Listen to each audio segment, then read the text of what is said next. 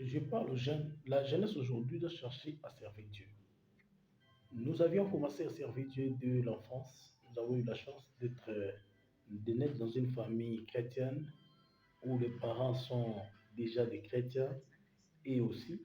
Et nous sommes nés dans cette famille-là. Nous sommes passés par la conversion et le Seigneur est avec nous depuis l'enfance. Nous tombons, nous réveillons, mais nous relevons chaque jour. Mais le Seigneur ne nous a pas abandonnés et nous continuons de servir. Nous les servirons jusqu'à la fin. Donc, nous demandons aux jeunes d'être toujours, euh, avoir toujours soif de servir Dieu parce que Dieu cherche ceux qu'il adore en esprit et en vérité.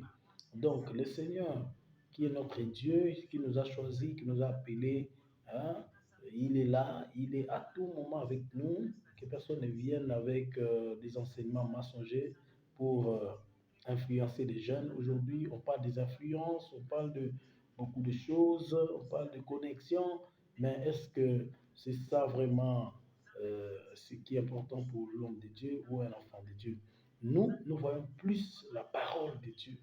Hein, rester, nous, on nous a appris la méditation de la parole de Dieu, la vie des prières, on nous a appris la constance, la persévérance, on nous a appris euh, comment chercher la face de Dieu, comment vivre dans des moments difficiles de la vie.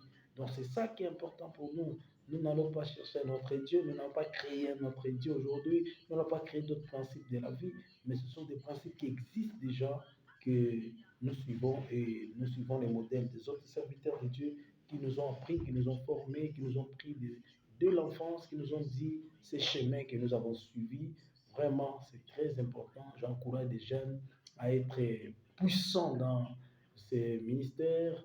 Et la puissance des ministères, c'est quoi? C'est la lecture de la parole de Dieu, c'est la méditation de la parole à tout moment, c'est hein, faire des formations bibliques, c'est aussi important, mais aussi le partage, la communion fraternelle, hein, et quitter les mauvaises théories bibliques aujourd'hui, avec beaucoup de théories qui sont venues, mais rester en contact avec Jésus-Christ par la vie secrète, par la vie secrète, par la vie en privé, toujours en contact avec Jésus-Christ. Et puis chaque jour, il faut dire un mot, quel est le verset qui m'intéresse le plus, ou quels sont les exemples à suivre ou à ne pas suivre. C'est ça, nous avons appris dans la Ligue pour la lecture de la Bible et c'est ce que nous partageons avec tout le monde. Que le Seigneur vous bénisse. C'est votre humble serviteur, le berger Richard Benda, toujours. Suivez notre chaîne YouTube, vous ne serez pas de très instruits. Merci beaucoup.